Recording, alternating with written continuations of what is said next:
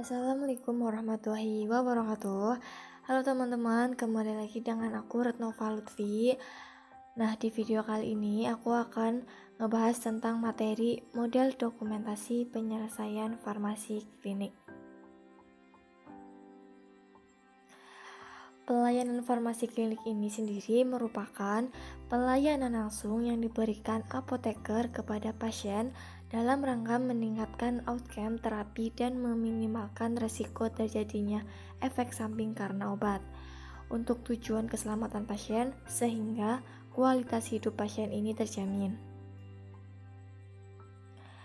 Ada 3 pokok bahasan yang akan aku bahas.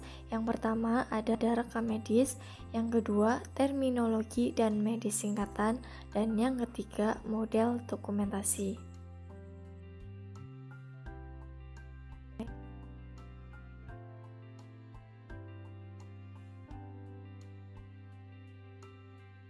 Yang pertama di sini ada rekam medis. Rekam medis sendiri berasal dari kata medical yang artinya ilmu kedokteran dan pasien record yang artinya status pasien. Rekam medis adalah dokumen identitas pasien, hasil pemeriksaan, pengobatan, tindakan, dan pelayanan yang diterima pasien pada sarana kesehatan, baik rawat jalan maupun rawat inap. Untuk manfaat rekam medis sendiri di antara lain ada administrative value, legal value, financial value, research value, dan education value. Administrative value ini merupakan rekaman data administratif pelayanan kesehatan, sedangkan legal value merupakan bahan pembuktian di pengadilan. Kemudian di sini ada financial value, merupakan dasar perincian biaya pelayanan yang harus dibayar. Kemudian research value adalah bahan penelitian, dan education value artinya bahan pendidikan.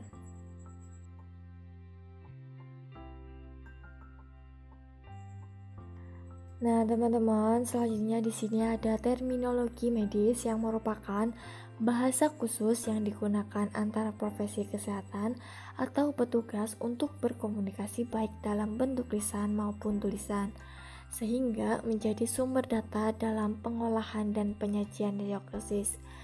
Namun sekitar 65% rumah sakit di Indonesia ini belum membuat diagnosis yang lengkap dan jelas serta belum tepat dalam pengodiannya. Salah satu penyebabnya yaitu pengetahuan petugas rekam medis yang masih rendah dalam memberi kode sesuai tabel klasifikasi penyakit atau morbiditas rumah sakit. Ketidaktepatan penggunaan istilah dalam penulisan diagnosis berdasarkan terminologi medis yang ditemukan dalam sebuah penelitian, misalnya pada istilah parenkitis dengan dehidrasi sedang, yang sebenarnya pada terminologi medis untuk istilah tersebut yaitu parenkitis with dehydration. Nah, ini artinya radang atau peradangan pada faring dengan disertai dehidrasi atau kekurangan cairan dalam tubuh.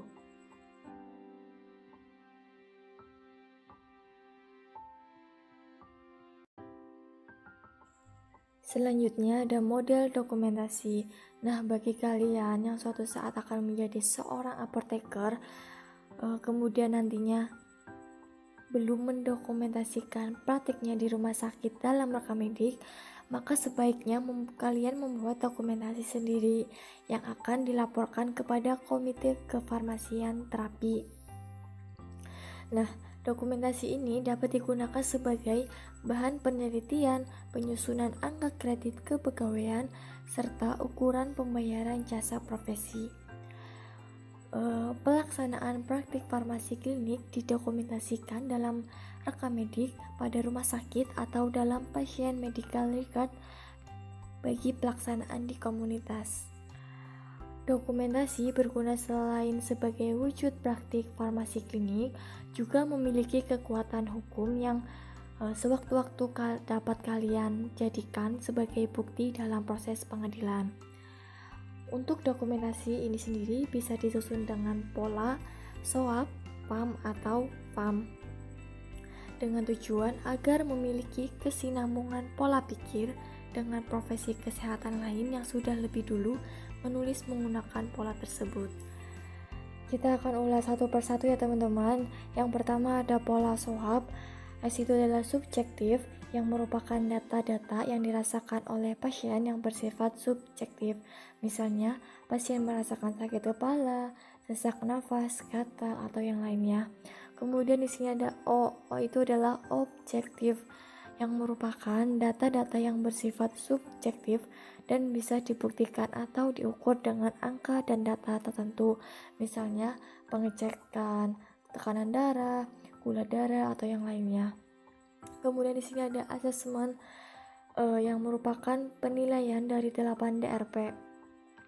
Nah, di sini sebagai contoh, dosis pada obat kurang atau lebih dan ada tidak indikasi yang belum diobati. Kemudian P itu adalah plan yang merupakan tindak lanjut dari asesmen atau penilaian yang sudah dilakukan. Pola dokumentasi yang kedua yaitu ada PAM, Problem Assessment dan Monitoring. Ini hampir sama ya teman-teman kayak SOAP. Yang pertama di problem ini mengumpulkan dan menginterpretasikan semua informasi yang relevan untuk mengidentifikasikan masalah yang aktual dan potensial.